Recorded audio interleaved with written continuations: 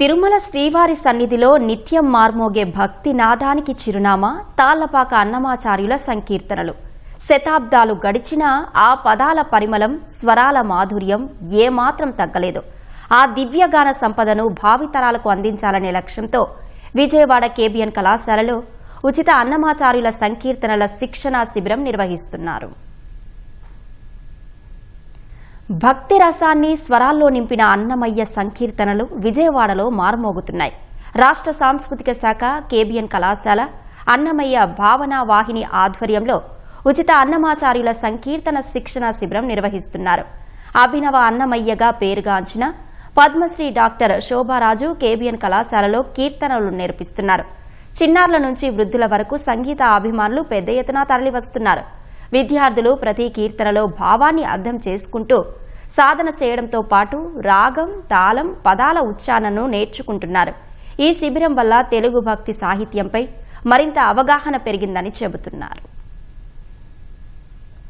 అమ్మ శోభారాజు సంగీతం నేర్పించడం నాకు చాలా నచ్చింది. రోజు నాకు స్కూలు 4 అయిపోయింది. 4:30 అయింది ఇంటికి రావడానికి. కేబిఎన్ కాలేజ్కి వచ్చి శ్రద్ధగా నేర్చుకుంటున్నాను. మేము ఎన్ని తప్పులు చెప్పినా సరిచేసే అంత ఓపిక అమ్ముకుంది. 15 రోజులు శిక్షణ అనేది ఇస్తున్నారు. శోభారాజు గారు నాకు ఎంతో ఓర్పుగా, సహనంగా చెప్తున్నారు. తప్పు వస్తే దాన్ని కరెక్ట్ చేస్తారు. తాళం ఎలా తీయాలి, రాగం ఎలా పాడాలి అనేది ప్రతి ఒక్కటి A to Z నేర్పించారు. మ్యూజిక్ ఇక్కడ నేర్చుకోవడం అనేది మాకు చాలా హ్యాపీగా ఉంది. ఇంకా అమ్మగారి దగ్గర మ్యూజిక్ డైరెక్ట్ గా నేర్చుకోవడం అనేది అసలు ఆ ఎక్స్పీరియన్స్ మాటల్లో చెప్పలేము. అందరితో పోలిస్తే దీన్ని నేర్చుకోవడం వల్ల ఫోకస్ అనేది పెరుగుతుంది. హెల్త్ కూడా చాలా సెట్ అవుతుంది కన్ఫర్మ్ గా.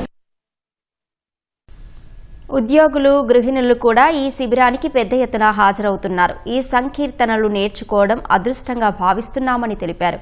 ఉరుకుల పరుగుల జీవితంలో ఇలాంటి శిక్షణలు అవసరమని చెబుతున్నారు.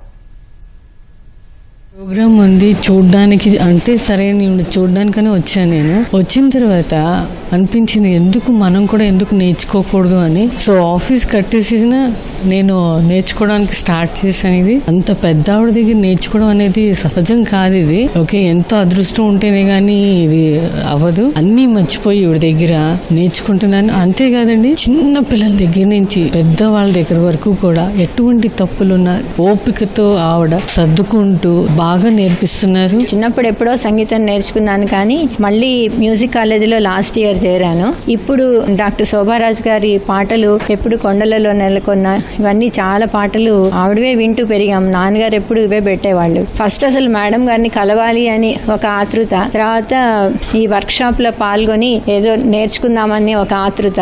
సో సైకలాజికల్ ఆస్పెక్ట్స్ లో మేము బాగా నమ్మేది మ్యూజిక్ ఇస్ ఎ థెరపీ. ఇక్కడ చాలా హాయిగా, ఎందుకంటే శ్వాస మీద తెలియకుండానే కాన్సన్ట్రేషన్ వస్తుంది, ఆటోమేటిక్ గా లైన్ అప్ అయిపోతుంది. సో నాకు బస్ లేట్ అయినా రోజు రావాలని చెప్పి వస్తున్నాను. క్లాసికల్ మ్యూజిక్ కాకుండా అన్నమాచార్య కీర్తనలు అమ్మ టేప్ రికార్డర్ లో క్యాసెట్స్ విని నేను నేర్చుకుని పాడి ప్రైజెస్ కూడా కొట్టడం జరిగింది. అమ్మ అసలు చాలా విశదీకరంగా చెప్తారు, చాలా ఎక్స్ప్లెయిన్ చేస్తారు. స్వరాలు ఏమన్నా ఉంటే కూడా ఒకవేళ తప్పు చెప్తే, తప్పు పాడితే మళ్ళీ దాన్ని కరెక్ట్ చేస్తారు. నాకు చిన్నప్పటి నుండి పాటలు అంటే చాలా చాలా ఇష్టము. అయితే నాకు ఎప్పటికప్పుడు నేర్చుకోవాలన్న ఏదో ఒక ప్రాబ్లం వస్తూనే ఉండేది. రీసెంట్ గా 1 year నుండి నేను కొంచెం ఫోన్ లో చూసుకుంటూ నేర్చుకుంటూ ఇవన్నీ నేర్చుకుంటూ వస్తున్నాను. అయితే ఇలాంటిది ఒక వర్క్ షాప్ ఉందని చెప్పి నాకు ఫోన్ లో మా ఫ్రెండ్ పెట్టింది. దాన్ని నేను మిస్ అవ్వకుండా ఎన్ని పరిస్థితులు ఇబ్బందిగా ఉన్నా కూడా కంపల్సరీ ప్రతిరోజు అటెండ్ అయ్యి నేను తెలియని కూడా తెలుసుకొని నేర్చుకుంటున్నాను.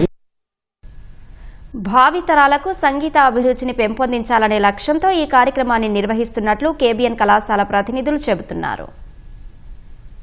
పిల్లలు చాలా మందికి ఇవాళ అన్నమాచార్యులు అంటే కూడా తెలియదు. అటువంటి పరిస్థితులు వాళ్ళు ఇక్కడ పెట్టడం మూలంగా చాలా మందికి ఒక క్వశ్చన్ వచ్చింది, అన్నమాచార్యులు ఎవరని. ఆ తర్వాత ఆ పాటలు విన్న తర్వాత వాళ్ళకి అర్థమవుతుంది, ఓహో ఇవన్నీ మనం వినే పాటలే కదా అని. అంటే వాళ్ళు పాటలు వింటున్నారు కానీ ఈ పాటలు అన్నమాచార్యులు అని వాళ్ళకి తెలియదు. అన్నమాచార్యులని వీళ్ళందరికీ మేము కొత్తగా పరిచయం చేయడం కాదు, వాళ్ళకి పరిచయం ఉన్న దాంట్లో అన్నమాచార్యులను చూపించే విధంగా ఇక్కడ చేయడం అనేది జరిగింది. దీని మూలంగా పిల్లల్లో కూడా ఎంతో అన్నమాచార్యుల మీద భక్తి, శ్రద్ధ రెండు కూడా పెరిగినాయి. ఆవిడని ప్రత్యక్షంగా చూడటమే చాలా గొప్ప. అలాంటిది మా కోసము 15 రోజుల పాటు ఈ కార్యక్రమాన్ని నిర్వహించి మమ్మల్ని గురువు ఎంత స్థాయికి, కింద స్థాయికి వచ్చి నేనైతే అసలు సంగీతం ఏమీ నేర్చుకోలేదండి. నాకు కూడా అర్థమైంది చాలా. అన్నీ కూడా నేర్పించి, తప్పు పాడితే అసలు ఒప్పుకోరమ్మా, అన్నీ కూడా సరిచేసి ఎంతో ఓర్పుగా, ఎంతో సహనంగా నేర్పించారు.